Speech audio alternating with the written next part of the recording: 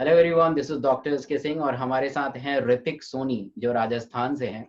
और ये काफ़ी इन्होंने बेहतर प्रदर्शन किया। 623 मार्क्स राजस्थान से हैं ये। और मतलब इस वर्स कंडीशन में जहाँ पे 600 मार्क्स अगर आपके आ जाते हैं तो ऐसे ही आपका सिलेक्शन नहीं होता है। बट ये लकी हैं कि इन्होंने 20 नंबर और ऐड कर लिया है और अपने स्थान को सुरक्षित रखा है। आज हम इनसे जानेंगे, ऋतिक से जानेंगे कि क्या इनके सफलता के राज हैं और इनके जैसे आप भी कैसे मार्क्स को ऑब्टेन कर सकते हैं। तो ऋतिक, स्वागत है इस डॉक्टर एस के सिंह के चैनल पे। Thank you sir. चैनल आप सबके नाम के आगे डॉक्टर लगाने में सक्षम है, जैसे डॉक्टर ऋतिक अब सोनी होने वाले हैं। तो ऋतिक, पहले आप थोड़ा सा, आप कहाँ से हैं, थोड़ा बैकग्राउंड के बारे में बताइए। ओके सर, मैं राजस्थान में एक डिस्ट्रिक्ट है जैसलमेर। मैं बेसिकली वहीं से बिलोंग करता हूँ। ओके। और या सर, जैसलमेर से हूँ। गुड। तो आप मतलब ड्रॉप आउट आपने किया था। यस सर, 12th के बाद ड्रॉप किया था। तो 12th में जब आप एग्जाम दिए थे तो उस पहले वाले मार्क्स कितने आए थे और अब कितने आए? पहले 548 थे, जिसमें बायो मेरा वीक था। बायो वीक था, अच्छा अच्छा, ओके। और अब कितने मार्क्स हैं आपके? 623। 623। पहले बायो में 225 थे, इस साल बायो में 335 है। Great great.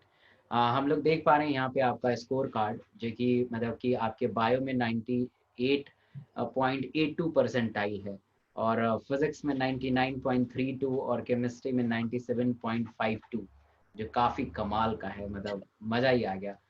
तो ग्रेट। अच्छा ऋतिक, शुरुआत करते हैं बायो से, जहाँ पे कमजोरी है उस कमजोरी से शुरुआत करते हैं। तो आपने पूरे 1 साल में बायो को मजबूत कैसे बनाया? क्योंकि आप कह रहे हैं कि बायो आपका बहुत कमजोर है, तो कैसे आपने मजबूती कैसे दी इसको? ओके सर, मैं शेयर करना चाहूंगा क्योंकि मैंने बस एनसीईआरटी पे फोकस किया बेसिकली। और एक ही चीज को बार बार पढ़ा, एक ही क्वेश्चन को मैंने बहुत बार सॉल्व किया। Okay okay. अन अकेडमी के फ्री क्लासेस में जो लाइव क्विजेस होते थे, फुल सिलेबस टेस्ट होते थे, ओके। उसी को मैं एग्जाम से पहले एक बार रिवाइज करके गया था। और हम्म। मतलब कई बार ऐसा होता है कि मतलब नए क्वेश्चंस नहीं आते हैं तो टीचर मतलब बहुत सारे कॉमन क्वेश्चन हर टेस्ट में मिल जाते हैं, तो इस हम्म। चीज में फ्रस्ट्रेट नहीं हुआ कि यही तो मैंने कर रखा है पहले। मैं फिर भी उसमें उस क्विज पे डटा रहता था पूरे।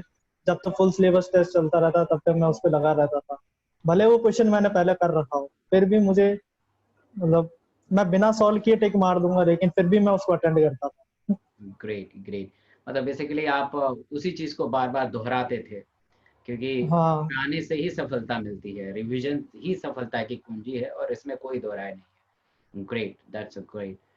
ऋतिक, एक चीज़ और मैं कहना चाहूँगा, क्योंकि मैं मतलब जब से रिजल्ट आए हैं, एक तो थोड़ा हॉस्पिटल भी जाना है, अन अकेडमी पे पढ़ाना भी है। इस दरमियान बहुत सारे स्टूडेंट से मेरी बात भी नहीं हो पा रही है, बहुत सारा अलाइनमेंट में है, शायद पता नहीं उनसे मैं इंटरव्यू ले पाऊँ या ना ले पाऊँ, नहीं पता है। बट मैं ये बोलना चाहता हूँ कि जो लोग देख रहे हैं इस वीडियो को, और आप मेरे स्टूडेंट हैं और आप भी अपना जर्नी को शेयर करना चाहते हैं, तो इस डिस्क्रिप्शन बॉक्स में आपको एक मेल आईडी मिलेगा। उस मेल आईडी पे अपना व्हाट्सएप नंबर और स्कोर कार्ड शेयर कर दीजिए। मेरी टीम आपको ज़रूर कांटेक्ट करेगी और ज़रूर 1-2 दिन में आपसे इंटरव्यू करने का मौका भी मिल सकता है, तो ज़रूर शेयर कीजिएगा। ऋतिक, ये मैं पूछना चाहता हूँ कि हमने एक लॉकडाउन जब हुआ था, तो हमने एक मिशन एमबीबीएस सीरीज़ लॉन्च किया था, जो अनअकैडमी पे फ्री ऑफ कॉस्ट था। यस सर, मैं उसी वही देख के आपके आपकी क्लासेस अटेंड की थी। वहां पे आपके लिखा था कि आप डॉक्टर से पढ़ोगे तो ही डॉक्टर बनोगे, ऐसा कुछ था टाइटल। मेरे को एग्जैक्टली नहीं याद है। हुँ, हुँ, तो हुँ, वो चीज देख के फिर आपका मैंने अबाउट देखा, आप एमएमसी से पढ़े हुए हो। हुँ, तो हुँ, फिर मतलब वही चीज देख के मैं आपके पास वो उस बेसिकली उस टाइटल से ही कि डॉक्टर से पढ़ो, मतलब समथिंग लाइक दैट, ऐसा कुछ था। एग्जैक्टली मुझे नहीं हुँ, पता। हुँ। ओके, तो फिर ओके। आपकी तो फ्री कितना क्लासेस अटेंड की। असरदार था ये मिशन एमबीबीएस, कितना इफ़ेक्टिव आपके लिए रहा? वही मैं बोल रहा हूँ सर, मुझे मुझे ऐसा लगता है ना कि मैंने जो लॉकडाउन में पढ़ाई की ना, वही इतना हो गया कि मैं इतना स्कोर कर पाया, क्योंकि रिवीजन रिवीजन ही दिया मैंने उसको। और बेड पे सोए सोए में रिवीजन ही किया मैंने, और कुछ नहीं किया। मतलब कुछ नया नहीं पढ़ा मैंने लॉकडाउन बेड जब पे से स्टार्ट हुआ। सोते-सोते आप पढ़ते थे? हाँ, वो पेरानल एक्सेसिस हो गया था ना मुझे, इसलिए। Okay, okay, okay, okay, great. मतलब आप बीमारी से भी ग्रसित होके, और मतलब ये मुझे लगता है कि ऑनलाइन का एक सबसे बड़ा बेनिफिट है कि अगर आप कोई बीमारी से जूझ भी रहे हैं और आपके मन में जज़्बा है कुछ करने का, तो आप लेटे-लेटे भी एक क्वालिटी ऑफ एजुकेशन ले सकते हैं। आपको कहीं जाने की यस ज़रूरत सर, नहीं बहुत कमाल। जरूरत नहीं। शायद इसी जज्बे की वजह से आप यहाँ हैं। ग्रेट। ऋतिक, फिजिक्स बहुत ही ज़्यादा लोगों को डेविएट करती है, उनको लगता है कि मेरा फिजिक्स के कारण ही सिलेक्शन नहीं होता है। ऐसा क्या आपने किया कि जिससे फिजिक्स में आप स्कोर कर पाए? सर फिजिक्स में मेरा इंटरेस्ट 11 से ही था, मतलब ऐसा कुछ अलग नहीं किया मैंने। बट मैं ज्यादा मतलब नीट का लेवल पता था मुझे कि इस लेवल के क्वेश्चन आते हैं, तो ज्यादा हाई लेवल नहीं गया। जैसे एच सी वर्मा वगैरह मैंने देखी तक नहीं आज तक। मतलब मैं स्टिक रहा कि जैसे नॉर्मल क्वेश्चन, बेसिक क्वेश्चंस पे मतलब जोर दिया मैंने। ज्यादा मतलब जो अगर हाई हॉट्स क्वेश्चन आते थे मैं अटेम्प्ट ही नहीं करता था, मतलब आपने बहुत ही अच्छा देख के एक ही छोड़ बात कही, देता था। मैं उसको थोड़ा सा रोकना चाहूँगा आपके लिए, कि आप कहते थे कि आप अपने बेसिक बुक पे ही आप फ़ोकस करते थे, एससी वर्मा और हाँ, आईआईटी के जो बुक हैं, उसको आप ध्यान में नहीं देते थे। और नहीं मैं नहीं कहना देता था। चाहता हूँ आपके शब्द से, मैं आने वाले एस्पिरेंट से कहना चाहता हूँ कि आप इन बड़े-बड़े बुक को अवॉइड करें। आप नीट का एग्ज़ाम दे रहे हैं, आईआईटी का नहीं दे रहे हैं। आप नीट का एग्ज़ाम यस दे रहे हैं, आईआईटी का नहीं दे रहे हैं। मैं 2-2 3-3 बार बोलना चाहता हूँ कि आपको वही चीज़ फ़ॉलो करना है जो ऑथेंटिक हो, और जिससे फ़ॉलो करके, मतलब देखिए, मैं एक बुक पढ़ रहा था तो उसमें लिखा था कि सफलता के क्या बेहतर सूत्र हो सकते हैं, सफलता के क्या गुण हो सकते हैं। तो बहुत सारे बुक में ये निचोड़ में आया था कि सफलता का एक ही सूत्र है कि जो सफल व्यक्ति है ना, उसके मार्ग को अनुसरण करो। कहने का अर्थ ये है कि जो सफल व्यक्ति है, जैसे-जैसे उसने किया है, जैसे आपने जैसे किया है, वैसे ही अगर कोई एस्पिरेंट आपको फॉलो करता है ना, तो आपकी जगह पे वो ज़रूर जाएगा। ये सफलता का मूल मंत्र है। आपको ऐसे फॉलो नहीं करना है कि जो कि कभी-कभी किसी ने सफलता को देखा ही नहीं है। तो आपको बस बरगलाएगा, भटकाएगा, इधर-उधर आपको डेविएट कर देगा। बहुत सारे टीचर, इवन बहुत सारे टीचर, तथाकथित टीचर जो हैं, यूट्यूब पे बताते हैं कि आप एससी वर्मा अगर आप नहीं करोगे ना, तो आपका सिलेक्शन नहीं हो जाएगा। Yes sir. शायद ऋतिक एक ऐसे एग्ज़ाम्पल हैं जो कि उन्होंने डिस्प्रूव कर दिया। मैं आपको फिर से दिखाना चाहता हूँ इनके स्कोर कार्ड को। ये देखिए 99.32 फिजिक्स में, मुझे लगता है कि बायो और केमिस्ट्री से भी ज़्यादा है फिजिक्स। वाक़ई कमाल का है। तो मतलब बेसिक पे आप स्टिक रहे और बड़े-बड़े बुक को अवॉइड किया, और थोड़ा फिजिक्स में एलाबोरेट करेंगे? यस सर, फिजिक्स में बेसिकली मतलब फॉर्मूलाज को याद करने से बेटर है कि थोड़ा उसको मतलब उसका डेरिवेशन एक बार जरूर माइंड में होना चाहिए। क्योंकि फॉर्मूलाज तो आपको याद ही करना है, तो बायो अच्छे से याद करो। फिजिक्स में मतलब थोड़ा आपके माइंड में डेरिवेशन हो, मतलब एक बैक ऑफ द माइंड एक डेरिवेशन पता होना चाहिए हल्का सा। तो मतलब अगर कुछ ऐसा हल्का, जैसे नीट लेवल में हॉट्स नहीं आते, हॉट्स क्वेश्चन नहीं आते, बट हल्का सा क्वेश्चन फ्लिप किया जाए तो मतलब एटलीस्ट आपको डायरेक्ट फॉर्मूला से अच्छा है कि आप थोड़ा बेसिक से जाओ। ग्रेट। और मैं बेसिक से जाता था और टाइम नहीं लगता बेसिक से बल्कि और आसानी से हो जाता है, दिमाग लगाने की जरूरत नहीं पड़ती। अगर आप फॉर्म मतलब मेरे से क्या होता था कि मैं फॉर्मूला अप्लाई करता था तो मुझे अपने आप पे डाउट होने लगता था कि ये सही होगा कि नहीं। तो हुँ। इसलिए मैं बेसिक से जाता था। एंड टाइम, अब फिजिक्स का पेपर मेरा केमिस्ट्री से पहले हो जाता था 45 क्वेश्चन, सच ओह माय बताऊं। God! That's a great, great, great. मतलब मुझे केमिस्ट्री में टाइम लग जाता था लेकिन फिजिक्स में टाइम नहीं लगता था। मतलब वही है कि बहुत सारे स्टूडेंट यही सोचते हैं कि यार हम बड़े-बड़े बुक को, बड़े-बड़े क्वेश्चन को सॉल्व करें, और बेसिक उनका छूट जाता है। तो बेसिक अगर आपका हाँ, मजबूत नहीं है, तो मतलब बड़े-बड़े क्वेश्चन और मोटी-मोटी बुकों को और एससी वर्मा जैसे बड़ी-बड़ी बुकों को करने का कुछ फ़ायदा है ही नहीं। बिल्कुल, आप बिल्कुल सही कह रहे हैं। थोड़ा केमिस्ट्री पे मूव करते हैं। केमिस्ट्री का कैसा आपने प्रिपरेशन किया? केमिस्ट्री मेरी तो स्टार्टिंग से वीक है। मतलब मेरे को सिर्फ ऑर्गेनिक अच्छी लगती है, मतलब फिजिकल केमिस्ट्री और इनऑर्गेनिक तो मुझसे याद तो किया ही नहीं जाता। हुँ, तो हुँ। वही मतलब वो मेरी वीक है बेसिकली। फिर भी मतलब ऑर्गेनिक में सिर्फ एनसीईआरटी की जो रिएक्शंस है वहीं तक मैं स्टिक रहा। लास्ट टाइम पे मैंने रिवाइज ही एनसीईआरटी की बुक की रिएक्शंस को ही किया हुआ। And great. Maximum 100% paper NCERT से था ऑर्गेनिक का। हुँ, और हुँ। फिजिकल हर केमिस्ट्री में साल ऑलमोस्ट मुझे, ऐसा ही होता है। हुँ। हाँ, फिजिकल केमिस्ट्री में मुझे न्यूमेरिकल से डर लगता था। एंड इस साल न्यूमेरिकल आई नहीं, वो मेरी अच्छी किस्मत हो गई, इतना ज्यादा न्यूमेरिकल नहीं है। हुँ, और इनऑर्गेनिक में तो वही नोट्स जो या फिर एनसीईआरटी जो हाईलाइटेड है वो सब हुँ। यही रिवाइज किया। लोग मतलब बहुत, बेसिकली एनसीईआरटी में स्टिक रहा। मतलब लोग फिजिकल केमिस्ट्री के अलग बुक करते हैं, ऑर्गेनिक के लिए अलग बुक करते हैं, और फिजिकल के लिए अलग बुक करते हैं, और उनको लगता है कि हमारे पास अबंडेंट ऑफ टाइम है, बहुत सारा भरपूर टाइम है, तो क्यों ना हम एक तह तक अंदर जाके पढ़ाई करें।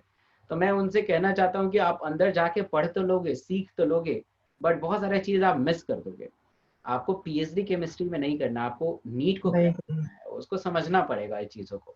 ग्रेट, मतलब केमिस्ट्री के लिए आपको सिर्फ सिर्फ एनसीईआरटी को फॉलो करना अब है। मुझे पता था कि मेरी फिजिकल केमिस्ट्री वीक है, तो मैं उस पे इतना वर्क करता भी नहीं, क्योंकि मैं टाइम वेस्ट करने से अच्छा मैं उतने मार्क्स बायो में ऐड कर सकता हूँ, उतने मार्क्स में इनऑर्गेनिक केमिस्ट्री में ऐड कर सकता हूँ।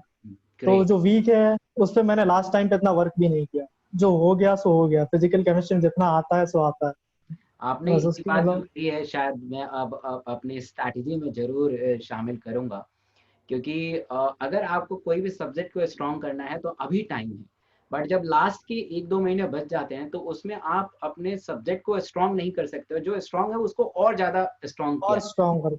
ग्रेट, और बहुत अच्छा। हुँ, सैंपल पेपर्स होते थे, उसमें बायो में मेरे 300 स्कोर होते थे। हुँ, अब हुँ, मुझे लगा 300 अगर मैं इसको बढ़ा के 335 या 340 कर देता हूँ तो मुझे केमिस्ट्री में कम मेहनत करनी पड़ेगी। तो ग्रेट। वही किया मैंने, बायो में स्कोर कर दिया, भले केमिस्ट्री में थोड़े कम रह गए। उससे कोई फ़र्क नहीं पड़ता है, अल्टीमेटली सिलेक्शन और ओवरऑल ओवरऑल मार्क्स देखे जाते हैं। देखे जाते हैं, तो केमिस्ट्री में या कुछ में फ़र्क नहीं पड़ता है। ग्रेट। और मैं अक्सर कहता हूँ कि अगर बायो में आप 300 से कम स्कोर कर रहे हो ना, तो भले ही आप फिज़िक्स और भले ही आप केमिस्ट्री में अच्छा स्कोर कर लो, आपका सिलेक्शन नहीं होगा, क्योंकि बायो नहीं होगा। एक मतलब एक ऐसा सब्जेक्ट है जिसमें स्कोर किया जाता है और किया किया गया भी है, और बहुत ही आसानी से किया जा सकता है। ग्रेट। अच्छा ऋतिक, अगर मैं कहूँ कि आने वाले एस्पिरेंट को आपको थोड़ा-सा गाइड करना है कि उनको अभी भी बहुत सारे लोग डरे हुए हैं कि अब मेरे पास करीब 6 महीने से कम समय बचे हुए हैं। तो आप कैसे उसे गाइड करेंगे? आप उन बच्चों को कैसे गाइड करेंगे ताकि उनके भी मार्क्स 650 का अराउंड आ जाए? सर मैं यही बोलूंगा, मतलब हर कोई यही बोलता है, मैं भी यही बोलूंगा कि जो ट्रुथ है एनसीईआरटी है। मतलब ये चीज बोलने की हर कोई ये बोलता है, हर कोई यही बोलता है, हर कोई ये बोलता है, बट सच यही है हुँ, हुँ, हुँ। कि एनसीईआरटी में स्टिक रहो। बायो तो सिर्फ एनसीईआरटी, आपको ना कोई कोचिंग या मॉड्यूल करने की जरूरत है ना कुछ।